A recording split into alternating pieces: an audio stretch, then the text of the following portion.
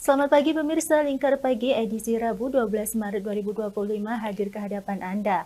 Beragam berita aktual dan terpercaya telah kami rangkum dalam Lingkar Pagi hari ini.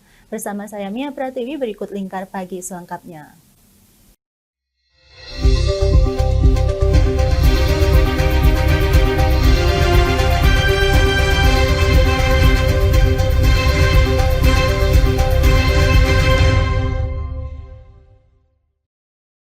Kediaman mantan Gubernur Jawa Barat Ridwan Kamil tampak sepi usai beredarnya kabar penggeledahan yang dilakukan oleh Komisi Pemberantasan Korupsi pada hari ini. Hanya ada sejumlah kendaraan roda 4 maupun roda 2 yang terparkir di rumah Ridwan Kamil di Jalan Gunung Kencana, Kelurahan Cidadap, Kota Bandung.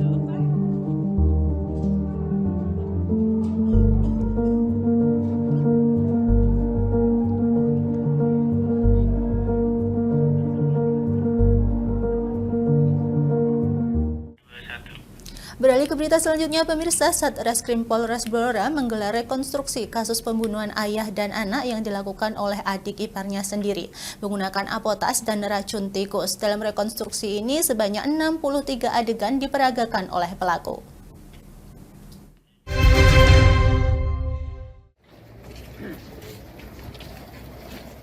Kasus pembunuhan ayah dan anak oleh adik ipar mulai dilakukan rekonstruksi oleh aparat kepolisian. Demi keamanan, rekonstruksi digelar di halaman Mapolres Blora. Sebanyak 63 adegan diperagakan pelaku dalam rekonstruksi ini. Rekonstruksi dimulai dari pelaku MK membeli racun apotas melalui online. Apotas tersebut lalu dicampur dengan racun tikus cair oleh pelaku. Pelaku lalu masuk ke dalam rumah korban melalui pintu utama dan mencampur racun tersebut ke dalam botol air mineral. Setelah mencampur racun tersebut, pelaku lalu kabur dan membuang sisa racun ke sungai. Kapolres Blora AKBP Wawan Andi Susanto mengatakan rekonstruksi digelar untuk mencocokkan keterangan pelaku dengan fakta yang terjadi. Sebanyak 9 saksi termasuk istri korban dan pelaku dihadirkan dalam rekonstruksi. Kecamatan Ngawen ini adalah untuk memperjelas suatu tindak pidana dan meyakinkan penyidik atas tindak pidana yang terjadi, serta untuk mencocokkan keterangan dari saksi-saksi dengan fakta-fakta yang ada di lapangan. Total ada berapa adegan? 63 adegan yang tadi direkonstruksikan dengan 9 saksi yang dihadirkan, sehingga permasalahan tindak pidana kasus pembunuhan di Ngawen semakin jelas. Dalam kasus ini pelaku dijerat dengan pasal pembunuhan berencana dengan ancaman hukuman seumur hidup. Dari Kabupaten Blora, Hanafi, Lingkar TV melaporkan. Pemirsa, kawasan industri Kendal yang di tengahnya berdiri banyak perusahaan hingga saat ini belum memiliki tempat pembuangan akhir sampah. Kondisi ini berakibat pada sampah yang dihasilkan KIK dibuang ke TPA Darupono, Kecamatan Kaliwungu Selatan dan sudah overload.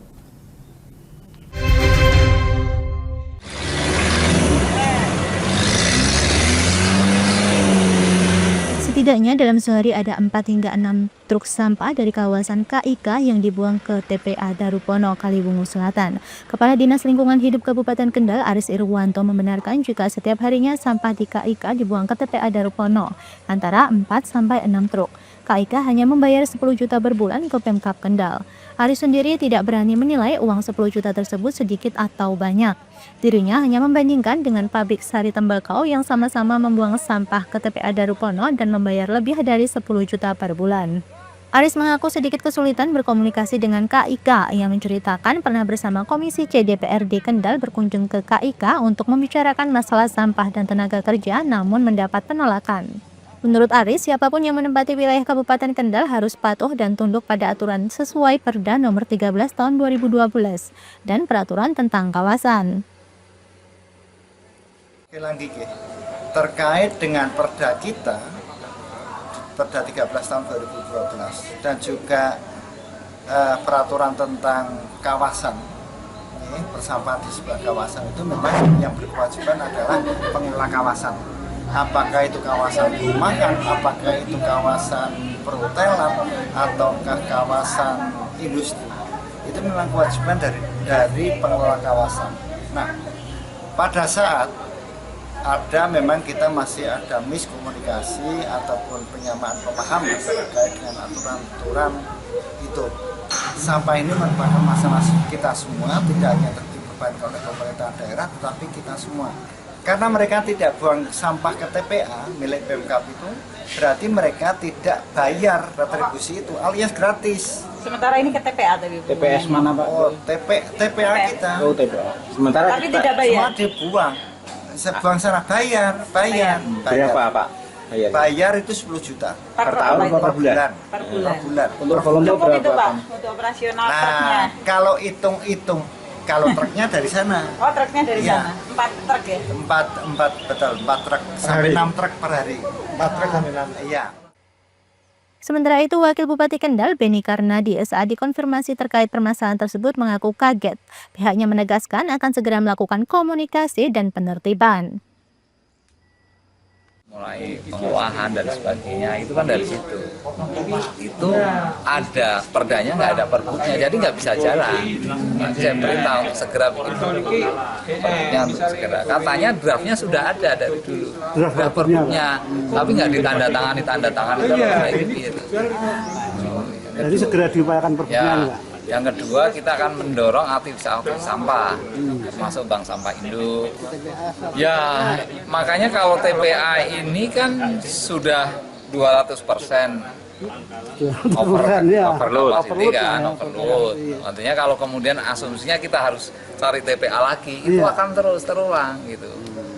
Kita akan bikin gunung-gunung sampah jadinya. Makanya kita harus punya solusi ngatasi sampah ini. Ya, karena kita berprinsip besok itu Kendal tanpa TPA. Dari Kendal, Jawa Tengah, Wahyudi, Lingkar TV melaporkan. Beralih ke berita selanjutnya, pemirsa, pemerintah Provinsi Jawa Tengah akan melibatkan pemerintah pusat untuk memperbaiki tanggul yang jebol di Kabupaten Grobogan yang mengakibatkan banjir. Hal tersebut disampaikan Gubernur Jawa Tengah Ahmad Lutfi di Solo.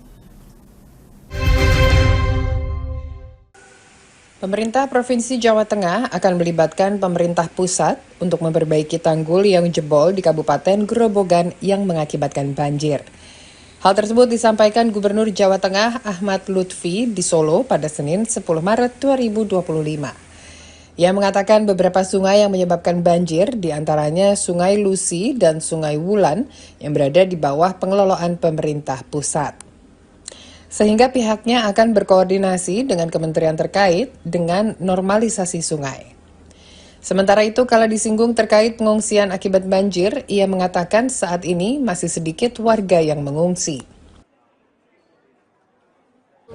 Belum tahu saya jebolnya berapa kali, tapi yang dulu itu di Kudus ya, kalau sana itu kan luberan sungai. Nanti kita cek lagi yang jebol di sebelah mana. Okay? Artinya nanti yang antisipasi dari Pemprov gimana? Pemprov kita kerjasama dengan PUPR ya, karena itu kan Sungai Lusi sama Wulan kan dari pusat yang kita koordinasi ke sana nanti. Okay? Pengungsi berapa? Pengungsi baru 5 sama 7 kemarin, dan Tagana kan sudah kita jalankan, sudah bikin dapur umum, sudah. Kabupaten Grobogan, Jawa Tengah kembali dilanda banjir akibat tanggul Sungai Tuntang di Desa Baturagung, Grobogan, kembali jebol sehingga mengakibatkan sejumlah rumah terdampak. Berdasarkan data Pusat Pengendalian Operasi Penanggulangan Bencana Badan Penanggulangan Bencana Daerah BPBD Jateng, banjir di Grobogan melanda 6 kecamatan meliputi Kedung Jati, Toroh, Purwodadi, Tawang Harjo, Gubuk, dan Tegowanu.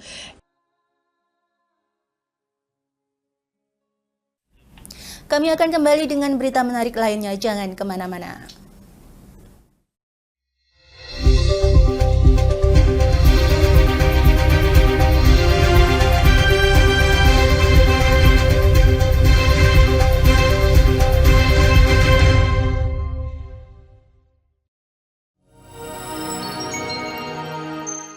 Selain si retinol ini, coach itu ngomongin retinol apa sih dok sebenarnya retinol itu?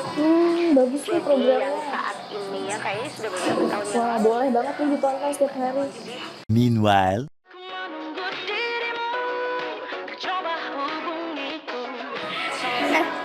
Kamu lagi nonton apa sih dari tadi kok apem-apem mulu?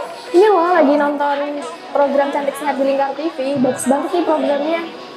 Oh, ada ya program kayak gitu? Ada loh di programnya di Lingkar TV. Kamu udah tahu kan Lingkar TV? Belum. Kan belum tahu Lingkar TV. Lingkar TV itu TV digital streaming online yang sudah mengantongi izin PSE dari Kominfo dan bisa diakses di HP kalian mestinya. Oh iya? Iya, bagus loh.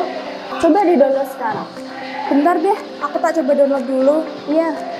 Selain program Cantik Sehat, kalian juga bisa menonton program lainnya di Lingkar TV dan bisa ditonton kapanpun dan dimanapun kalian berada loh.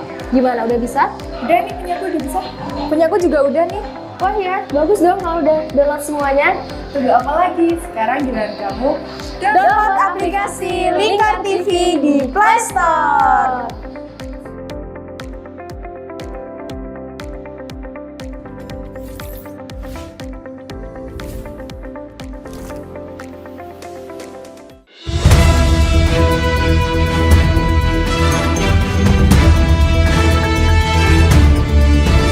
Menemani pagi Anda dengan menyajikan berita nasional dan regional yang dikupas secara akurat dan aktual untuk awali hari.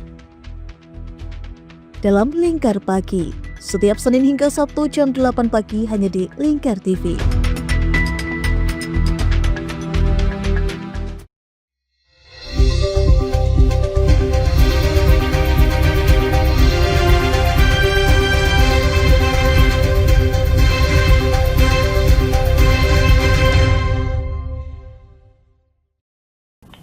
Terima kasih pemirsa, Anda masih bersama kami. Pemirsa, Presiden Prabowo Subianto menghimbau perusahaan transportasi berbasis aplikasi untuk memberikan tunjangan hari raya kepada mitra pengemudinya dalam bentuk uang tunai pada Idul Fitri 2025.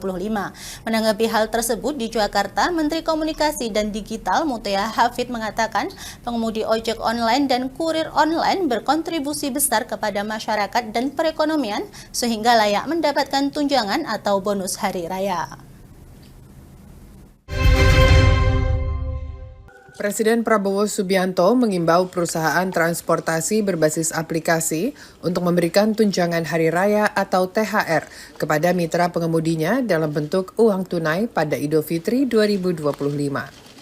Menanggapi hal tersebut di Jakarta Senin 10 Maret, Menteri Komunikasi dan Digital Mutia Hafid mengatakan pengemudi ojek online dan kurir online berkontribusi besar kepada masyarakat dan perekonomian sehingga layak mendapatkan tunjangan atau bonus hari raya. Bonus hari raya pada 2025 ini merupakan THR pertama yang akan didapatkan ojol dan kurir online yang memenuhi persyaratan.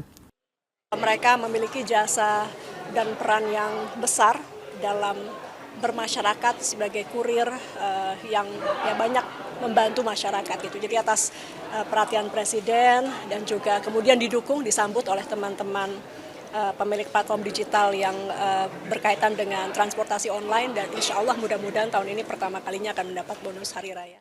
Sementara itu, Gojek mengatakan akan menyalurkan bonus hari raya melalui program Tali Asih Hari Raya untuk mitra pengemudi yang memenuhi kriteria yang akan mengacu pada surat edaran Kemenaker.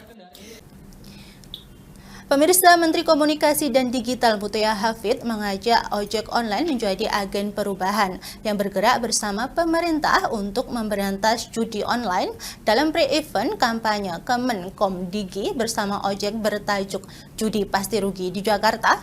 Mutia Hafid mengatakan pengemudi ojek yang sering bertemu dan berinteraksi dengan masyarakat bisa mensosialisasikan dampak buruk judi online. Menteri Komunikasi dan Digital Mutia Hafid mengajak ojek online ojol menjadi agen perubahan yang bergerak bersama pemerintah untuk memberantas judi online.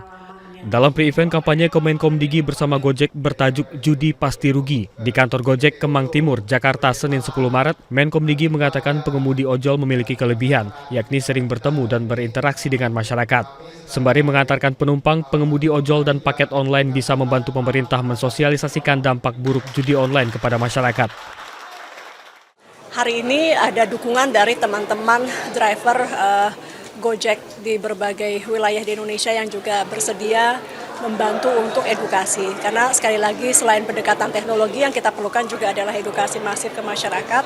Karena salah satu tantangan melawan judi online adalah pemahaman dari masyarakat, kesadaran melawan kecanduan dan lain-lain yang itu pendekatannya tidak mungkin dari teknologi saja, tapi perlu adanya edukasi yang masif. Ia mengatakan dengan jumlah pengemudi ojol yang mencapai jutaan di Indonesia, sosialisasi yang masif dapat menekan jumlah penjudi online.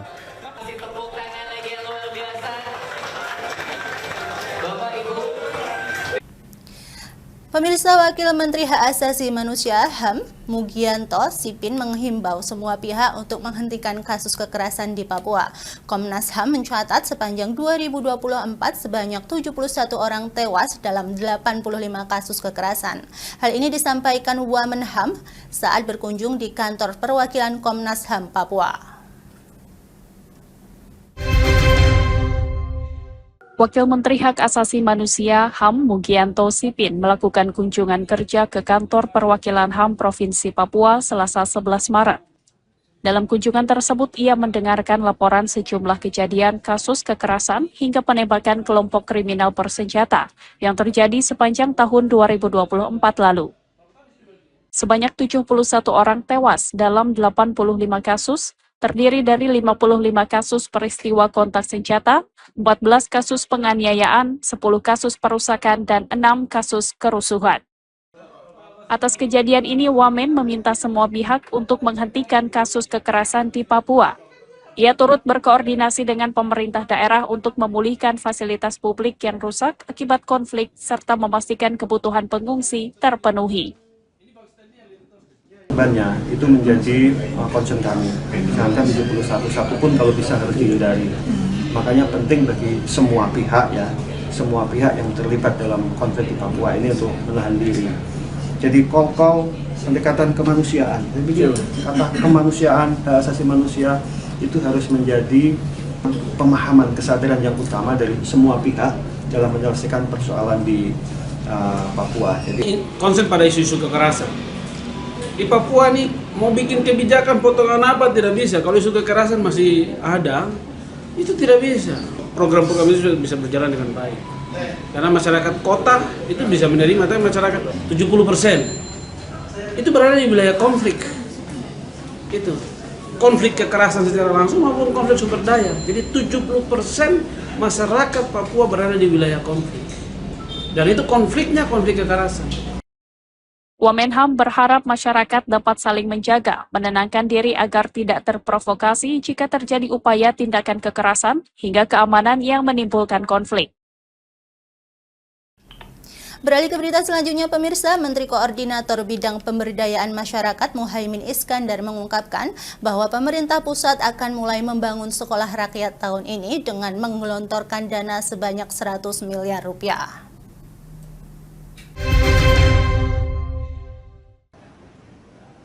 Program yang bertujuan memberikan akses pendidikan gratis bagi masyarakat kurang mampu ini akan menelan anggaran hingga 100 miliar untuk setiap satu unit sekolah yang dibangun. Menurut Caimin, pembangunan sekolah rakyat akan segera dimulai dan tahun ajaran depan sekolah ini sudah bisa menerima siswa dari jenjang SD, SMP hingga SMA. Selain itu, sebanyak 50 sekolah rakyat sudah siap untuk direalisasikan. Jumlah ini bisa bertambah tergantung kesiapan dan kebutuhan di berbagai daerah. Oh, sudah pada pendaftar, tinggal memasuki masa persiapan. Bergantung kebutuhan masing-masing lokasi. Rata-rata ya 100 miliaran. Untuk satu sekolah. Lokasinya kurikulumnya? Iya, sedang digodok, dituntaskan Kementerian Pendidikan Dasar Menengah, Kemensos, Kemendikti. Lebih lanjut, Caimin mengkonfirmasi bahwa setiap sekolah rakyat akan membutuhkan anggaran sekitar 100 miliar dari Presiden Prabowo Subianto melalui kementerian terkait. Jumlah ini masih dapat berkembang sesuai kebutuhan masing-masing lokasi. Dari Jakarta, Raka Prawira Wijaya, Linkar TV melaporkan. Kami akan kembali dengan berita menarik lainnya, jangan kemana-mana.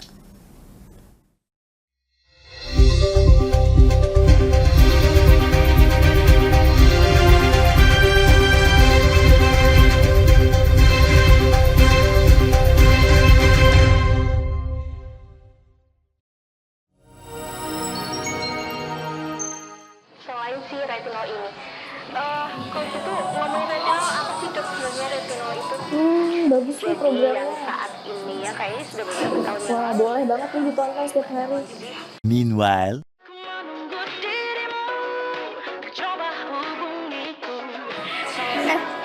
Kamu lagi nonton apa sih dari tadi kok apem-apem mulu? Ini loh lagi nonton program Cantik Sehat di Linkar TV. Bagus banget nih programnya. Oh, ada ya program kayak gitu? Ada loh di programnya di Linkar TV. Kau udah tahu kan Linkar TV? Belum. Kan belum tahu Linkar TV.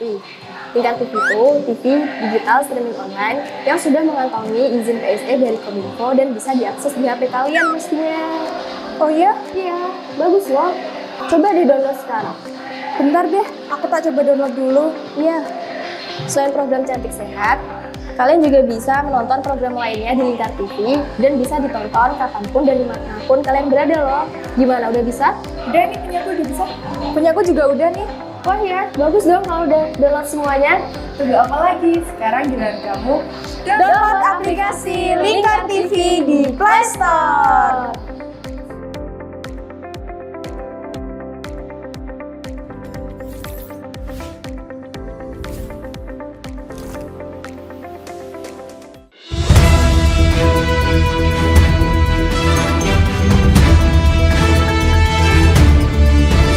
Menemani pagi Anda dengan menyajikan berita nasional dan regional yang dikupas secara akurat dan aktual untuk awali hari.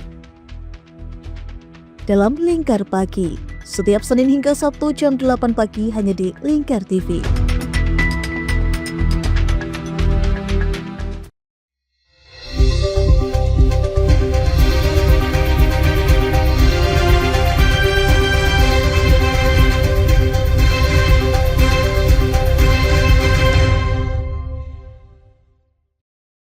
Terima kasih pemirsa, Anda masih bersama kami. Pemirsa, Indonesia dan Vietnam sepakat memperkuat kerjasama di bidang pertahanan dan keamanan.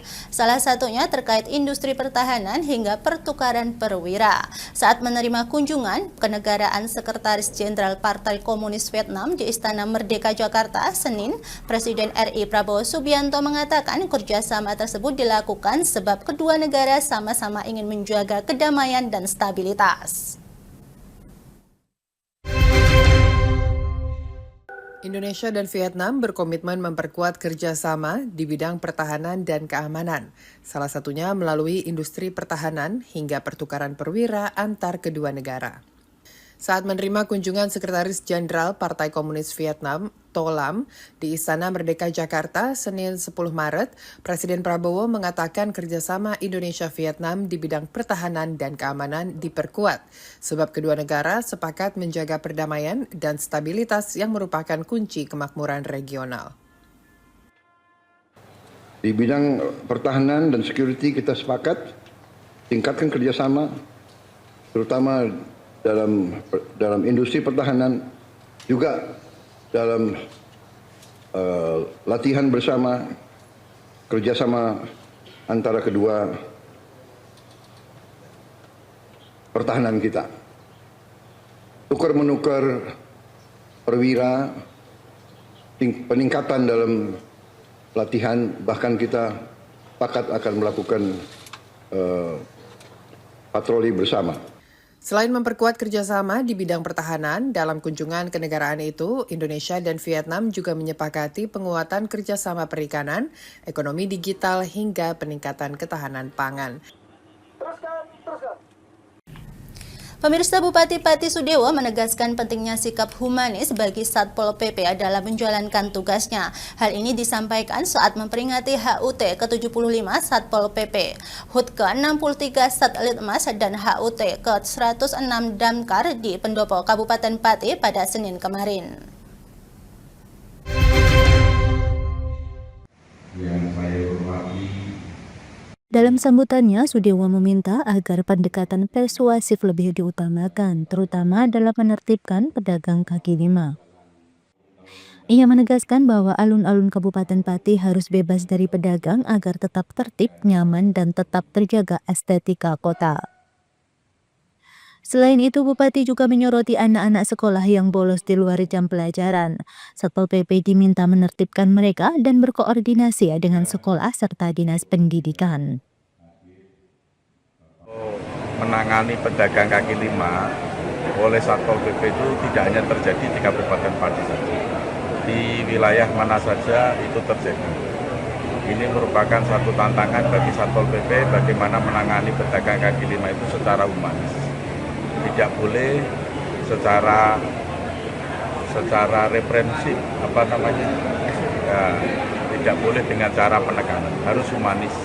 Kalau di alun-alun pedagang kaki lima, di alun-alun depan pendopo ini memang harus steril dari pedagang kaki lima.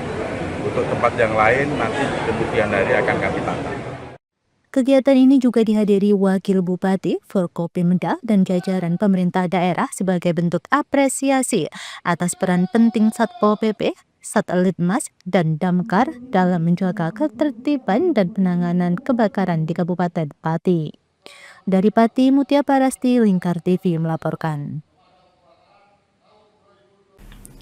Dalam rangka memperingati hari ulang tahun ke-75 Satpol PP, ke-63 Satletmas, dan ke-106 Damkar, Bupati Pati Sudewo meresmikan 3 unit mobil pemadam kebakaran baru yang diberi nama Kesatria Pandawa dan Amarta.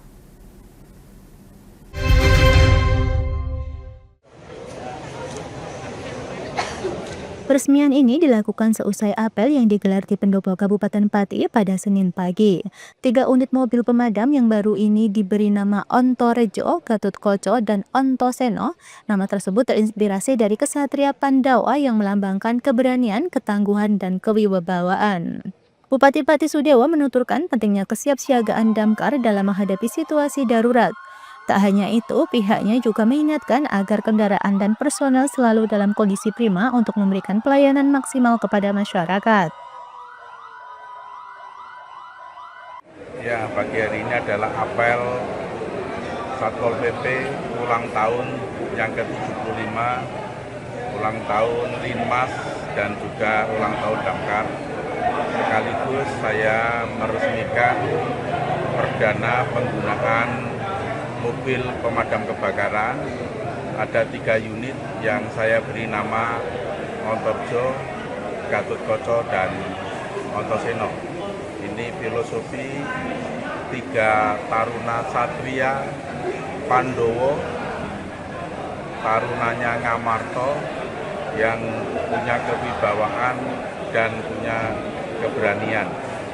Ini dengan filosofi itu mudah-mudahan 3 mobil pemadam kebakaran bisa dipakai secara gesit, lancar, ya, lincah begitu, lancar. Insya Allah bisa digunakan secara lancar. Sudewo berharap kinerja pemadam kebakaran semakin optimal dalam melindungi masyarakat dari ancaman kebakaran dan menangani kejadian kebakaran. Dari Pati, Mutia Parasti, Lingkar TV melaporkan. Beralih ke berita selanjutnya pemirsa, PT Kereta Api Indonesia di daerah operasional 2 Bandung melakukan perawatan dan perbaikan lokomotif secara intensif pada musim hujan. Peningkatan perawatan kereta dan lokomotif ini harus dilakukan untuk memastikan armada kereta api beroperasi lancar di tengah cuaca ekstrim, juga jelang Lebaran tahun 2025.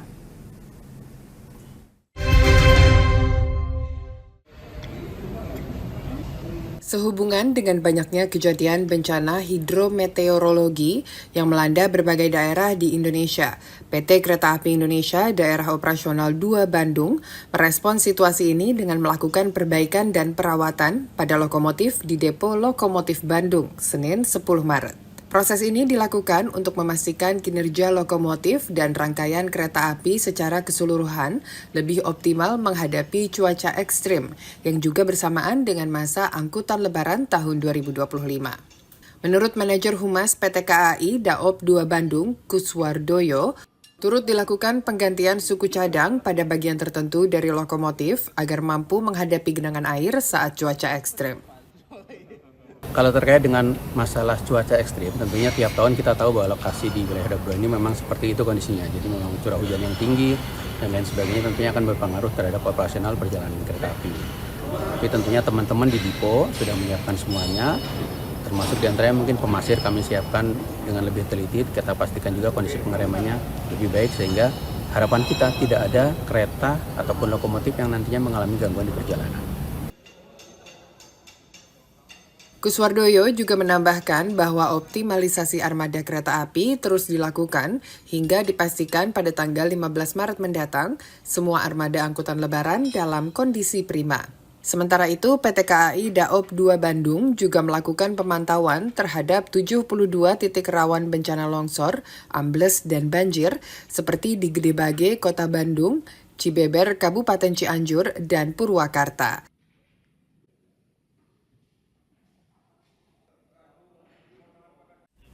Kami akan kembali dengan berita menarik lainnya, jangan kemana-mana.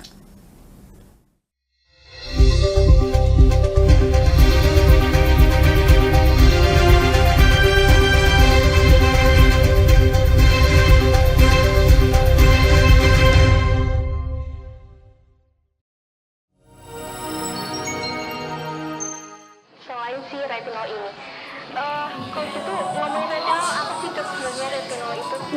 Bagus sih programnya. Yang saat ini ya kayaknya sudah beberapa tahun yang Wah, boleh banget nih ditonton setiap hari.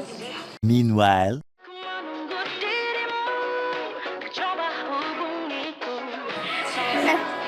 Kamu lagi nonton apa sih dari tadi kok apem-apem mulu?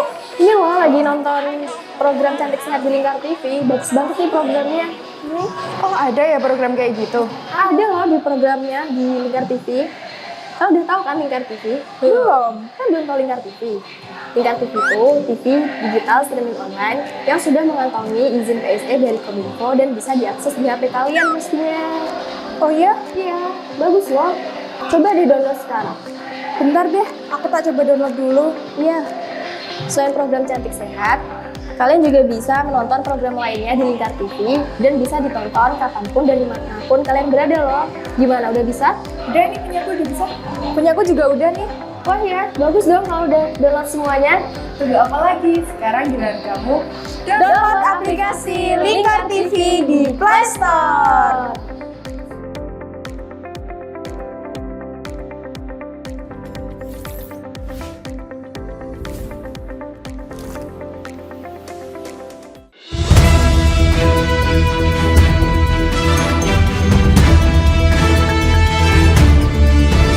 Menemani pagi Anda dengan menyajikan berita nasional dan regional yang dikupas secara akurat dan aktual untuk awali hari. Dalam Lingkar Pagi, setiap Senin hingga Sabtu jam 8 pagi hanya di Lingkar TV.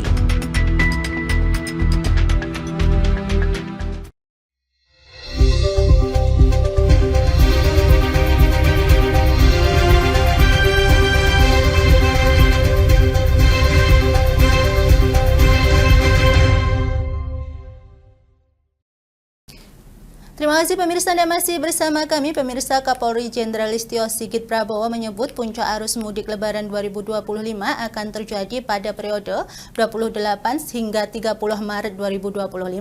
Hal ini disampaikan usai rapat koordinasi lintas sektoral operasi ketupat 2025.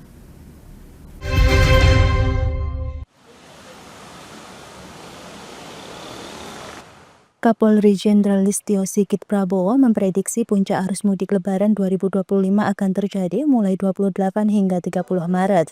Sedangkan puncak arus balik diprediksi terjadi pada 5 hingga 7 April 2025. Untuk mengantisipasi lonjakan pemudik, Polri akan menggelar operasi ketupat 2025 yang akan dibagi dalam 2 skema berbeda berdasarkan wilayah. Sementara itu, untuk memastikan kelancaran arus mudik dan balik, Polri akan mendirikan 2.835 posko pengamanan yang terdiri dari 1.738 pos pengamanan Pospam, 788 pos pelayanan Posyan, dan 309 pos terpadu. Arus mudik dan arus balik yang kemungkinan akan terjadi di arus puncak balik itu di antara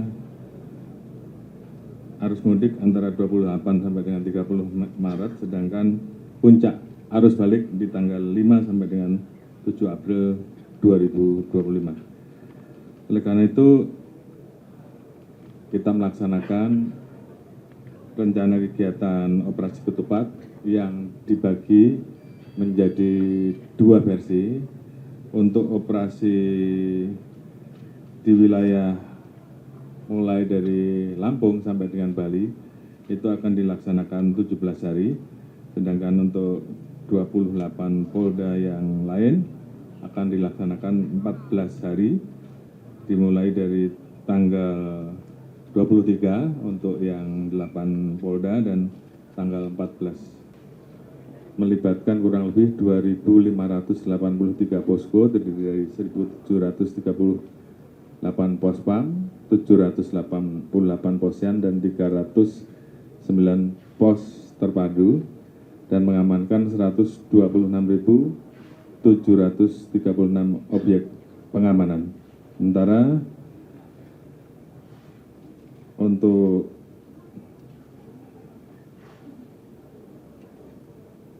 pelayanan terhadap kegiatan masyarakat yang melaksanakan mudik, kita juga mensosialisasikan layanan hotline 110. Ini semua kita harapkan bisa dibantu disosialisasikan dan masyarakat yang membutuhkan layanan pada saat mudik bisa menghubungi layanan hotline yang kami siapkan. Polri juga akan mengamankan 126.736 objek vital selama periode mudik dan balik Lebaran 2025. Dari Jakarta, Raka Prawirawijaya, Lingkar TV melaporkan. Memasuki musim panen, harga cabai merah di tingkat petani justru mengalami penurunan. Padahal sebelumnya harga cabai ini berada di level tinggi di kisaran Rp38.000 per kilonya.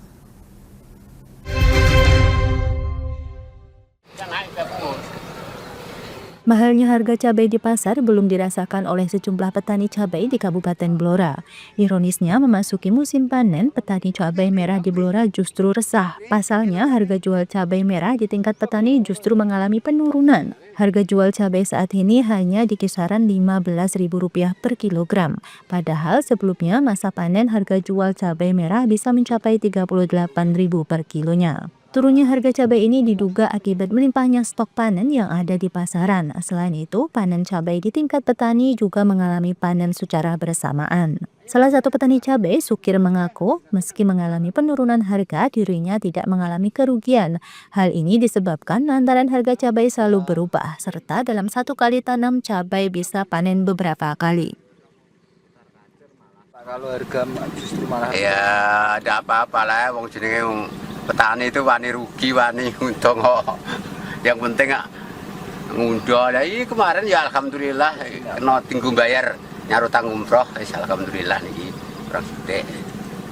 Kalau kemarin itu turunnya sejak enggak tahu, kemarin tahu turun 15.000 naik ngantek sampai 38 lagi gitu, enggak tahu turunnya loh. Turun naik itu tergantung tengkulak niku.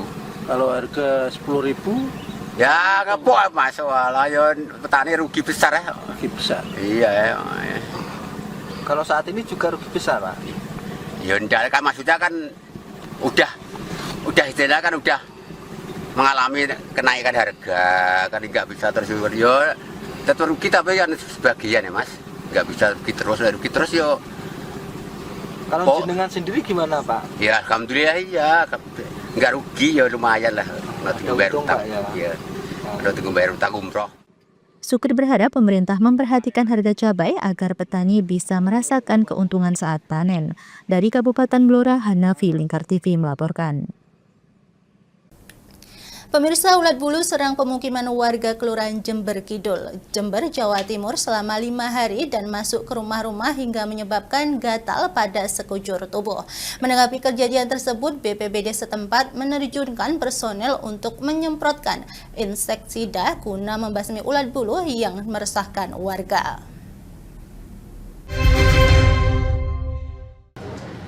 Terhitung sejak Kamis 6 Maret, puluhan warga Jalan Kiai Sidik, Kelurahan Jember Kidul, Kaliwates, Jember, diserang kawanan ulat bulu.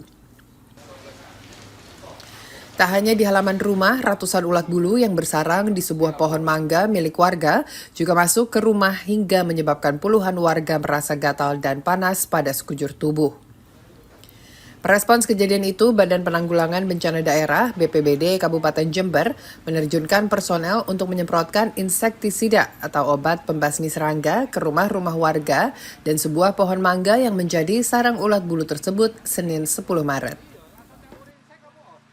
Sudah 5 hari, kemarin yang baru tahu gitu, hampir masuk gitu. Tapi tadi ada masuk satu yang sudah. Dan pada hari ini kita mulai pembasmian ulat bulu ini kita melalui dengan melakukan penyemprotan, di mana cairannya gabungan dari insektisida dan air sabun. Kita berupaya untuk menyemprotkan dari seluruh ranting, dahan, dan pohon yang di pohon mangga ini. Semoga saja nanti hasilnya bagus, sukses. Jadi ulat bulu yang dirasakan masyarakat sekitar yang masuk ke rumah-rumah sudah bisa teratasi. BPBD mengimbau warga untuk selalu menjaga kebersihan lingkungan, termasuk kelestarian ekosistem, utamanya burung pemangsa ulat. Dengan demikian, rantai makanan terus seimbang sehingga tidak menyebabkan kembalinya serangan ulat bulu atau serangga lainnya. Pemirsa, Masjid Rayu di Kabupaten Kulon Progo menjadi salah satu masjid dengan latar sejarah yang ada di Provinsi Daerah Istimewa Yogyakarta. Masjid yang didirikan Puro Pangkualaman ini menjadi masjid tertua di Kulon Progo dan menjadi simbol Puro Pangkualaman dan menguatkan akarnya di bidang agama pada wilayah kekuasaannya.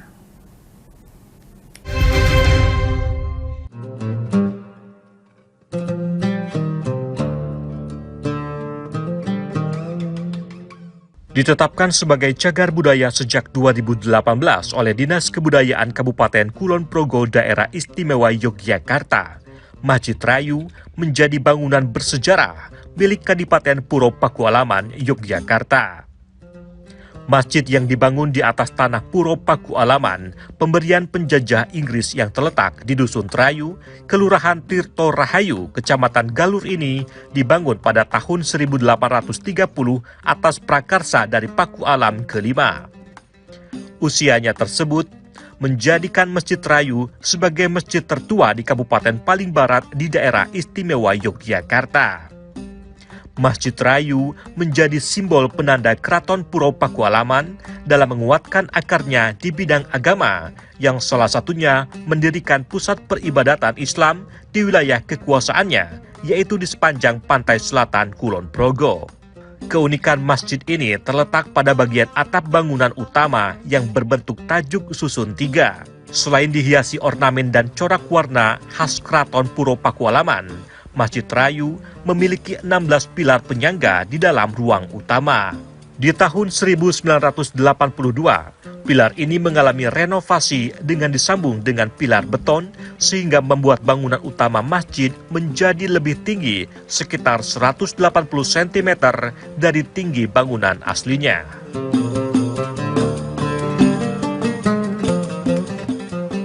Sehingga kalau banyak jamaah dengan kondisi yang dulu ada pawestren itu kan tidak mencukupi dari lokasi jamaah, sehingga perlu ditinggikan dan dilebarkan. Nah, proses itu dulu belum ada purbakala itu, sehingga kita belum ada komunikasi ke sana, terus kita awatan bongkar untuk kebutuhan jamaah. Nah, itu juga menambahkan serambi, karena dulu belum ada serambinya, cuma kecil.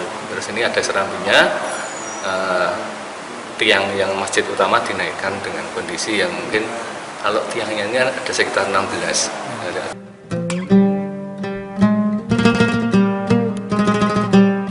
Unsur lawas tak hanya tergambar dari desain bangunan masjid. Di halaman masjid yang luas, berdiri 2 pohon sawa kecil yang umurnya hampir 2 abad atau seusia dengan Masjid Rayu. Tidak seperti masjid yang lazimnya memiliki kubah sebagai atapnya, masjid milik Keraton Puro Pakualaman ini menggunakan pendekatan berbeda.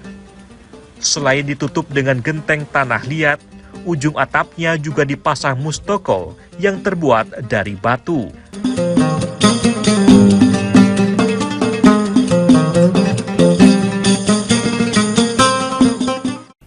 Pemirsa, Lingkar Pagi berakhir sampai di sini. Jangan lupa saksikan Lingkar Siang pada pukul 13 WIB. Saya Mia Pratiwi mewakili kerabat kerja yang bertugas pamit undur diri. Sampai jumpa dan selamat beraktivitas.